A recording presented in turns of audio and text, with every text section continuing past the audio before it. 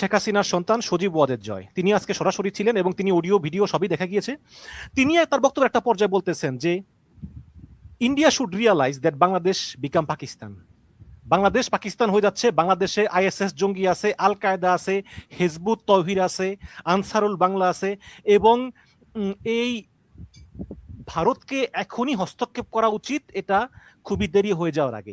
তাহলে আমার কথা হচ্ছে যে সজীব ওয়াজেদ জয় তিনি ভারতকে আহ্বান জানাচ্ছেন একটা স্বাধীন দেশকে চাপ দেওয়া বা আক্রমণ করা বা যে কারণেই হোক একটা হস্তক্ষেপ করার, এবং সেই দল আওয়ামী লীগ যেটা কিনা বাংলাদেশি দল, এটা কি আসলে একটা রাষ্ট্রদ্রোহিতা কিনা? ওইভাবে না, মানে আমি ব্যাপারটাকে অন্যভাবে বলবো। সেটা হচ্ছে যে আমরা তো যখন যে বক্তব্য দিব আমাদেরকে বুঝতে হবে যে যাকে আমরা বন্ধু হিসেবে চাই তাকে যদি আমি বলি যে আমি তোমাকে বন্ধু হিসেবে চাই, আর বন্ধু হিসেবে চাওয়ার সময় আমি যদি বলি তোমার অন্য বন্ধু আবার ভালো না, তাকে আমি বন্ধু হিসেবে চাই না, তাহলে যাকে আপনি বন্ধু হিসেবে চাচ্ছেন সে তো ইন্টারেস্টেড নাও হতে পারে। তো বাংলাদেশের বর্তমান রাজনৈতিক পরিস্থিতিতে আওয়ামী লীগকে ঘুরে দাঁড়াতে হলে শুধু ভারত নয়, মার্কিন যুক্তরাষ্ট্রের সহযোগিতাও তো প্রয়োজন। এখন বর্তমান প্রেক্ষিতে ইরান মার্কিন যুক্তরাষ্ট্রের যুদ্ধকে যদি কেন্দ্র করে আপনি তাকান, তাহলে মার্কিন যুক্তরাষ্ট্রের বর্তমানে সবচেয়ে ঘনিষ্ঠ বন্ধু হচ্ছে, একটু শেষ করি, সবচেয়ে ঘনিষ্ঠ বন্ধু হচ্ছে পাকিস্তান। সুতরাং এই প্রেস কনফারেন্সে পাকিস্তানের কথা খুব কি উল্লেখ করার প্রয়োজন ছিল কিনা আমি জানি না। ভারত তো আমাদের বন্ধু, এটা প্রতিষ্ঠিত, সে ঠিক আছে। ভারত আমেরিকার সাথে কাজ করছে, সেটাও ঠিক আছে। কিন্তু মানে আমি মনে করি যে যেটুকু আমাদের প্রয়োজন বাংলাদেশের প্রেক্ষিতে সেটুকুই আমাদের বলা দরকার। শেখ হাসিনা কিন্তু এই প্রথম আমেরিকাকে দায়ী করেননি, এর আগে অনেকবার বলেছেন যে আমেরিকা আমাকে সরিয়েছে, এবার কিন্তু আমেরিকার তিনি কথা উল্লেখ করেননি। শিওর, এটা তো একটা প্রক্রিয়া, আরো কয়েকবার বলবেন, তারপর আস্তে আস্তে না ঠিক হবে, এভাবে না বরফ গলে নিশ্চয়ই। কিন্তু কিন্তু ঠিক একইভাবে আমেরিকার যারা বন্ধু, আমি কোনো নাম ধরে বলতে চাই না, তাদের কাউকে যদি আপনি আবার বেশি বিচার করা শুরু করেন তাহলে আমেরিকাকে আপনি কাছে পাবেন না। কিন্তু জনাব রাশেক, অনেকে অভিযোগ করেন যে ক্ষমতার 15 বছরে আওয়ামী লীগ শুধু ইসলামিক দাড়ি টুপিওয়ালা লোকদেরকে জঙ্গি সাজিয়ে ক্রসফায়ারে হত্যা করে অনেক কিছু করেছে, যে শেখ হাসিনা চলে গেলে বাংলাদেশ জঙ্গিবাদ হয়ে যাবে। সেই একই জঙ্গি কার্ড, সেই একই জঙ্গি আল কায়দা, তারপরে আইএসএস, এর বিভিন্ন এগুলো নিয়ে এখনো আবার আজকেও ভারতকে বলতেছে হস্তক্ষেপ করার জন্য। মানে এগুলো করে আওয়ামী লীগ কতটুকু যেতে পারবে? এতে তো দেশের মানুষকে আরো ক্ষিপ্ত করে তোলে যে আপনি আপনার নিজের দেশের মানুষকে বলতেছেন জঙ্গি।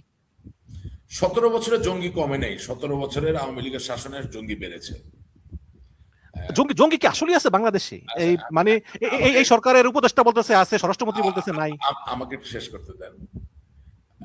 যেমন একটা শিশু একদিনে ভূমিষ্ঠ হয় না পৃথিবীতে, তার মায়ের গর্ভ থেকে পৃথিবীর আলো দেখতে 10 মাস 10 দিন সময় লেগে যায়। ঠিক একইভাবে একজন জঙ্গি তার একদিনে তৈরি হয় না। 17 বছর ধরে জঙ্গি তৈরি হয়েছে, প্রক্রিয়া আমরা বন্ধ করতে পারি নাই। কারণ সন্ত্রাস বিরোধী আইন আর সন্ত্রাস বিরোধী বল প্রয়োগ বলেন, আইনের প্রয়োগ দিয়ে এটাকে থামানো যায় না। এটাতে মানুষের মনে একটা পরিবর্তন আনতে হয়, মানুষের মননে একটা পরিবর্তন আনতে হয়, উন্মেষ ঘটাতে হয়। এবং নেলসন ম্যান্ডেলার ভাষায় পলিটিক্যাল উইপেনগুলোর ভিতর সবচেয়ে most effective political weapon to build empire, to build a state, to build a nation is education. তো সেই জায়গায় আমরা খুব যে এডুকেশনে সফল হতে পারছি একদম না, এটা আমি দ্যাথিং কনতে বলতে পারি। ওই গান্ডুর দল আমাকে যাই বলুক, যেটা বাস্তব, ওই আমরা তো এডুকেশন সফল হইনি বলেই এত গান্ডু তৈরি হয়েছে, এমনি এমনি না। তো কথা হচ্ছে যে ওই সময় যেমন আমরা গান্ডু শব্দলি তৈরি হয়েছে, শব্দলি আছে গান্ডু। হ্যাঁ হ্যাঁ, আমি আসছি।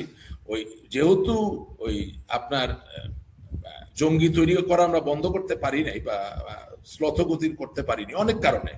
আমাদের হেফাজতে ইসলামের সাথে এত নিবিড় সম্পর্ক, এত মাখামাখি, এবং কমই জননী হতে চাওয়া, বা তাদের যে ওই ডিগ্রিটাকে কি জানি বলে, তাদের যেটা সর্বোচ্চ মজলিসে শুরা, না না না, যে ডিগ্রি মানে লেখাপড়ার যেই ডিগ্রিটা তারা পায়, যেটাকে আমরা মাস্টার্সদের সমান স্বীকৃতি দিলাম,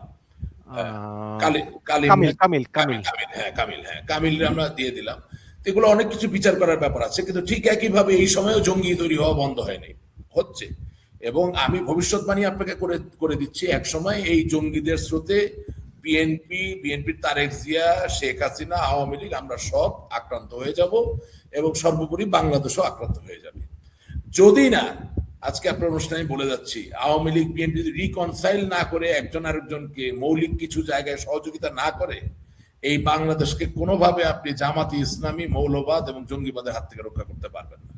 না, এখানে আপনি একটা সুন্দর কথা বললেন যে রিকনসিলিয়েশন দক্ষিণ আফ্রিকাতে হয়েছে, রিকনসিলিয়েশন অনেক জায়গায় হয়েছে, কিন্তু রিকনসিলিয়েশনের মেইন শর্তই হচ্ছে যে দোষ স্বীকার করা, একটা ট্রুথ এন্ড রিকনসিলিয়েশন, একটা ফ্যাক্ট ফাইন্ডিং করা, এবং সবাই একমত হওয়া। যে আওয়ামী লীগ এখনো স্বীকারই করে না, আজকে শেখ হাসিনা বলেছেন যে এগুলো পরিকল্পিত, এগুলো জঙ্গি আক্রমণ, প্রফেসর ইউনূস বলেছেন এটা পরিকল্পিত সবকিছু, এবং মানে টোটাল ডিনায়াল। সেখানে রিকনসিলিয়েশনের কোনো সুযোগ আছে কিনা? মিশন সাহেব, মার্ক মাই ওয়ার্ড,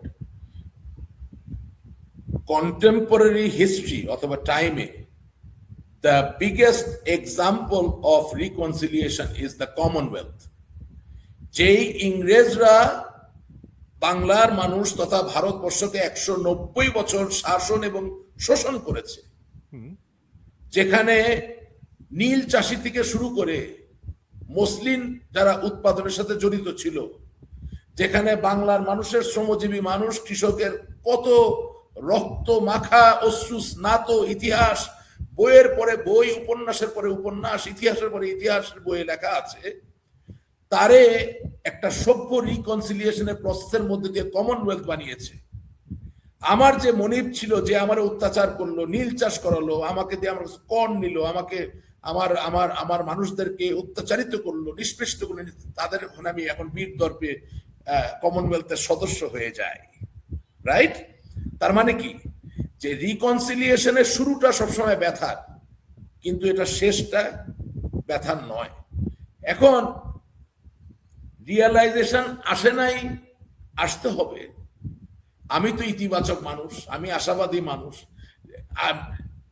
মানে উপলব্ধি বা রিয়েলাইজেশন কি শুধু শেখ হাসিনার একার আসতে হবে, আওয়ামী লীগের একার আসতে হবে, বিএনপির আসতে হবে না?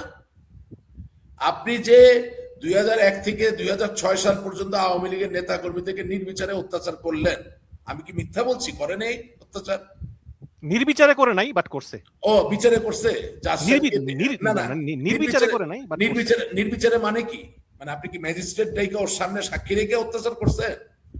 আপনি যে পূর্ণিমাকে ধর্ষণ করছেন, আপনি কি কোনো বিচারককে দাঁড়া করায় বলছেন যে এর শাস্তি হচ্ছে একে আমি ধর্ষণ করব? 2001 থেকে 2006 সালে 21 আগস্টের গ্রেনেড হামলা যে হয়েছে, এটা তো সরকারের দায় নাই।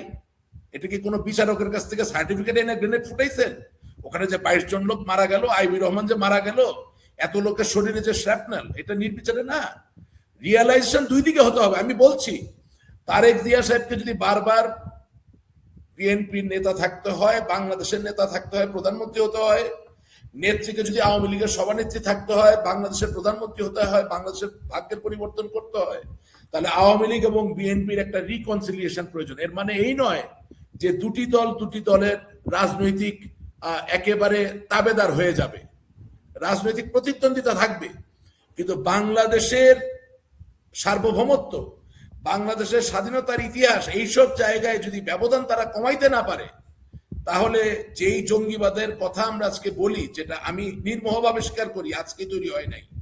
1 বছরে জঙ্গিবাদ তৈরি হইতে পারে না, 2 বছরে জঙ্গিবাদ তৈরি হতে পারে না, বহু বছর ধরে তৈরি হয়েছে এবং বাড়ছে। এর হাত থেকে আপনি বাংলাদেশের অনাগত যে ভবিষ্যৎ প্রজন্ম এবং বর্তমান যে নতুন প্রজন্ম, তাদের কাউকে রক্ষা করতে পারবেন না। এটাই রিয়ালিটি।